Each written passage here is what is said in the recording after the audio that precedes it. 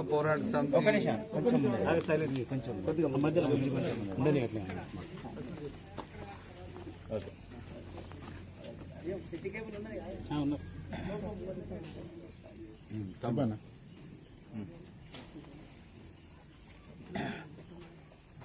జయ యాదవ్, నా పేరు మేకల్ రాములు యాదవ్. నేను జాతీయ యాదవ్ హక్కుల పోరాట సమితి జాతీయ అధ్యక్షుడిని. మరి పెద్దపల్లి జిల్లా మడక గ్రామంలో జరిగిన దుర్ఘటన, వేల్పుల రాజకుమరయ్యకు చెందిన మరి 25 గొర్రెలు మేకలు, మరి మేకల గొర్రెలు ఈ కరెంటు వారి ఏఈ వాళ్ళ నిర్లక్ష్యం వల్ల మరి గొర్రెలు మేకలన్నీ ఇట్లా చనిపోయినాయి.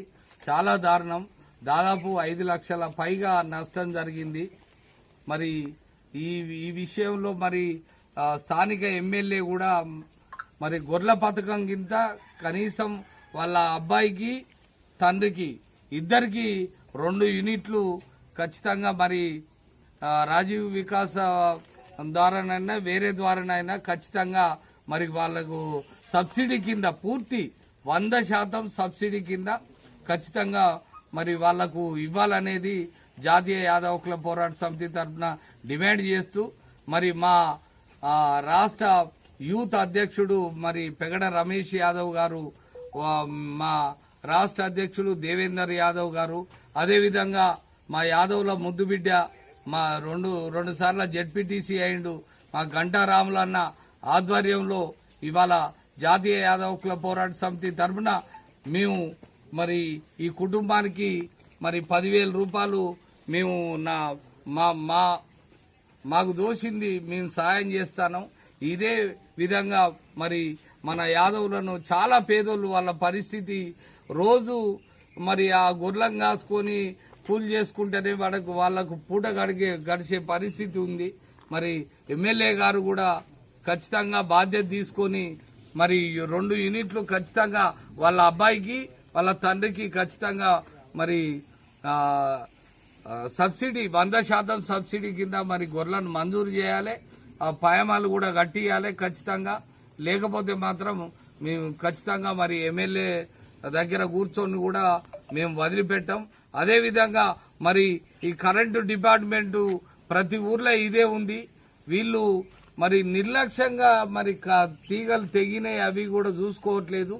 ఏఈ కూడా మరి బాధ్యత వహించాలి. కరెంట్ డిపార్ట్మెంటు ఖచ్చితంగా వాళ్లకు 100% వాళ్లకు నష్టపరిహారం కట్టియాలి. 5 లక్షల వాటికి ₹1,00,000 ఇస్తే మరి చాలా దారుణం అవుతుంది. కాబట్టి ఖచ్చితంగా మరి ఆ కుటుంబానికి మరి ఆదుకోవాలి ఎమ్మెల్యే గాని ప్రభుత్వం గాని అని ఈ జాతీయ యాదవ్ హక్కుల పోరాట సమితి తరఫున మేము ఎమ్మెల్యే గారిని, ప్రభుత్వాన్ని, అదేవిధంగా కరెంట్ డిపార్ట్మెంట్ గారిని వాళ్ళందరినీ కూడా మేము డిమాండ్ చేస్తున్నాము. వారం రోజుల్లో మరి ఈ సబ్సిడీ 100% ఇవ్వాలనేది మేము డిమాండ్ చేస్తున్నాం. జై యాదవ్, యాదవ్ల ఐక్యత, యాదవ్ల ఐక్యత. ఈ మడక విలేజ్ ఈరోజు మరి మొన్న ఈ మడక గ్రామంలో రాజయ్య గారికి సంబంధించినటువంటి మేకలు మరియు గొర్రెలు ఎవరైతే విద్యుత్ అధికారుల యొక్క నిర్లక్ష్యం వల్ల అది ప్రమాదవశాత్తు చనిపోవడం జరిగింది. వారికి సంపూర్ణంగా ప్రభుత్వం ఆదుకోవాలి. ఈ సబ్సిడీ స్కీమ్ లేదు కానీ 2 లక్షలు అప్పుడు రుణం మన 2 లక్షల స్కీమ్ ఇస్తా అన్నాడు రేవంత్ రెడ్డి గారు. ఇద్దరికి 2 యూనిట్లు ₹4,00,000 మంజూరు చేయాల్సిందిగా డిమాండ్ చేస్తున్నాం. సంబంధిత అధికారులను వెంటనే సస్పెండ్ చేసి వాళ్ళపై చర్యలు తీసుకోవాలి.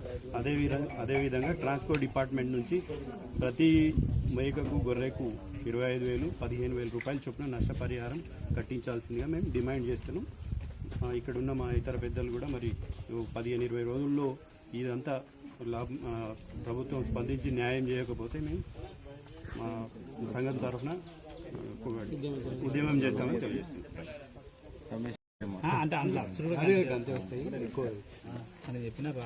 నేను చిలకల శ్రీనివాస్ యాదవ్, జాతీయ యాదవ్ హక్కుల పోరాట సమితి జాతీయ ఉపాధ్యక్షుడిగా మాట్లాడుతున్నాం. ఇక్కడ పెద్దపల్లి జిల్లా మడక గ్రామంకి వచ్చాం. ఇక్కడ ఉన్నటువంటి యాదవుని పరిస్థితి చూసి చాలా దిగ్భ్రాంతి చెందాం. వెలుపల రాజకొమరయ్య అన్న అతని పరిస్థితి చూస్తే చాలా బాధాకరం అనిపించింది. ప్రభుత్వాలు ఏం చేస్తున్నో తెలియదు.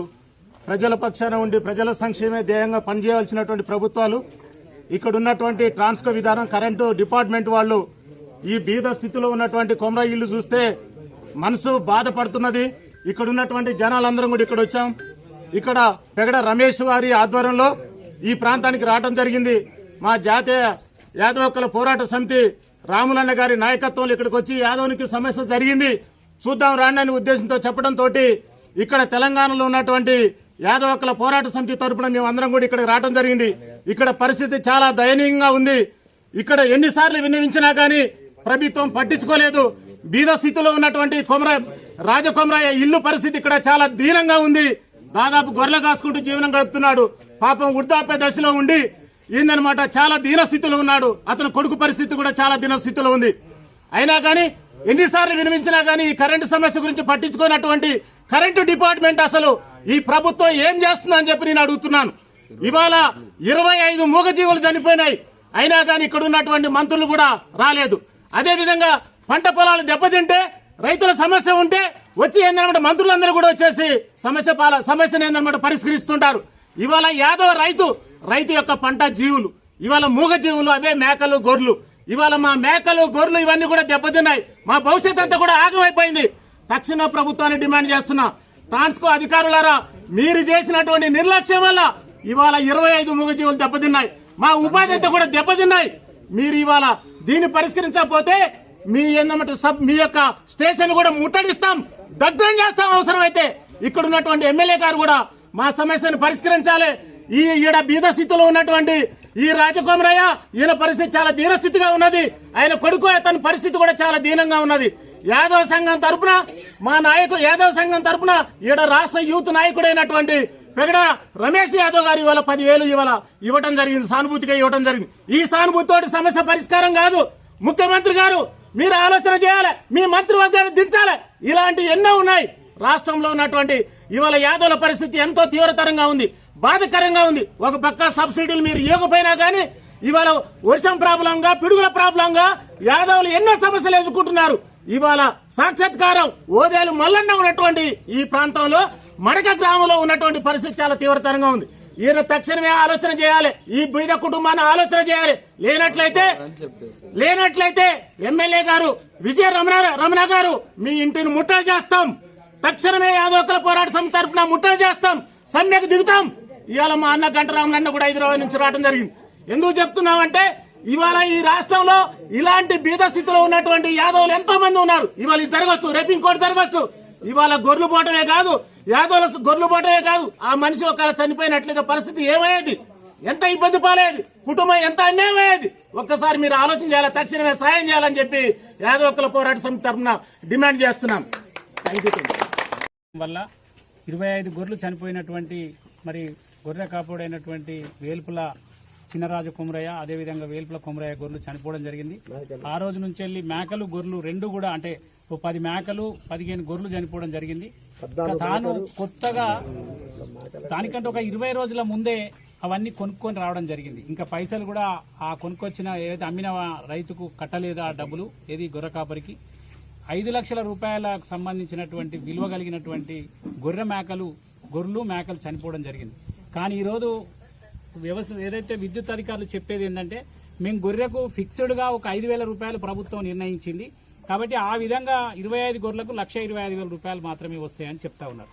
కానీ మేము ఆ రోజు పోలీస్ కేసు పెడతామంటే వద్దొద్దు, మేము 1 టైం సెటిల్మెంట్ కింద సాయం చేస్తామని చెప్పి మరి అందరు కలిసి ఆ రోజు పోలీసు వాళ్ళని పిలిపించి మరి వెటర్నరీ అధికారులను పిలిపించి అదేవిధంగా గ్రామ కార్యదర్శిని ఫిట్నెస్ సర్టిఫికేట్ వాల్యుయేషన్ అన్ని కూడా చేయించడం జరిగింది. కాబట్టి ఆ రైతుకు 5 లక్షలు ఇస్తే తప్ప ఈ జరిగిన ప్రమాదానికి ఆయన నష్టం మరి ఎట్లయితే పూడ్చలేని పరిస్థితి. ఆయన అమాయకుడు, తర్వాత పూర్తిగా ఏ ఆధారం లేనటువంటి వ్యక్తి. మేము ఇలా ఈ కార్యక్రమంలో ఇంత దూరం హైదరాబాద్ నుంచి మరి యాదవ సోదరుడికి ఇబ్బంది జరిగింది, నష్టపోయిందని తెలిసి మరి యాదవ హక్కుల పోరాట సమితి జాతీయ అధ్యక్షులు రామన్న ఇంత దూరం రావడం, మరి వాళ్ళ అధ్యక్షుడు రాష్ట్ర అధ్యక్షుడు దేవేందర్ గాని, మరి మూడెత్తుల మల్లేష్ గారు గాని, మరి ఈ ప్రాంతంలో యాదవుల కొరకు ఎప్పుడు అయినా నేను ముందుంటా, వారి కొరకు నేను దేనికైనా సిద్ధం అని కొట్లాడే తమ్ముడు పెగడ రమేష్ గాని, ఇక్కడ ఉన్నటువంటి స్థానిక నాయకులు మరి కావటరాజు కానీ ప్రతి ఒక్కరు కూడా ఆ రోజు నుంచి ఈ రోజు వరకు పార్టీలకు అతీతంగా యాదవ సోదరులు ఇతర కులాల వాళ్ళు కూడా రాజకొమరయ్య మీద జాలి ఉంది, మరి ఖచ్చితంగా ఆయనకు సాయం చేయాలని అందరూ ఇనానమస్గా ఏకగ్రీవంగా అడుగుతా ఉన్నారు. ఇందులో రాజకీయాలు ఏమీ లేవు, కానీ ఆయన ఆదుకోవడం కోసం ఒక ప్రయత్నం జరగాలి. ఆ ప్రయత్నం మాకు తెలిసినటువంటి 20-23 సంవత్సరాల నుంచి ఉన్న వాళ్ళం కాబట్టి కలెక్టర్ గారి ద్వారా సబ్సిడీ గొర్రెల పథకం కింద, సరే ఇప్పుడు సబ్సిడీ గొర్రెల పథకం ఉందా, ఇస్తున్నారా, ఇయ్యలేరా, ఇయ్యకుంటే రాజీవ్ యువ వికాసం కింద 5 లక్షల రూపాయల సబ్సిడీ రుణాన్ని ఆయనకు మంజూరు చేసినట్టయితే మళ్ళీ గొర్రెలు కొనుక్కోగలుగుతాడు, ఆయన గొర్రెలు కాసుకోగలుగుతాడు.